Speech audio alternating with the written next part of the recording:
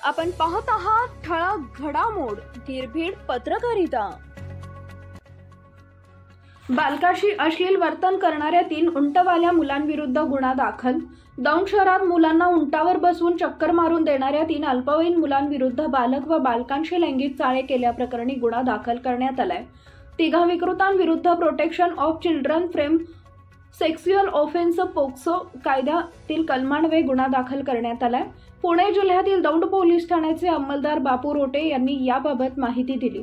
दौंड गोपाळवाडी रस्त्यालगत 16 सप्टेंबर रोजी हा गंभीर प्रकार घडला। पैसे घेऊन लहान मुलींना उंटावर बसवून त्यांना चक्कर मारून आणून देणारा एक अल्पवयीन मुलगा बालक व बालिकांना चक्कर मारण्याच्या निमित्ताने दूर अंतरावर नेत लैंगिक चाळे करत होता। उंटावर बसून चक्कर मारण्यासाठी गेलेल्या एका मुलीस घरी परत येण्यास उशीर झाल्याने तिच्या नातेवाईकांनी तिला विचारले असता मुलीने उंटवाल्या काकाने चुकीच्या ठिकाणी स्पर्श केल्याचे सांगितले। त्यानंतर हा गंभीर प्रकार समोर आला।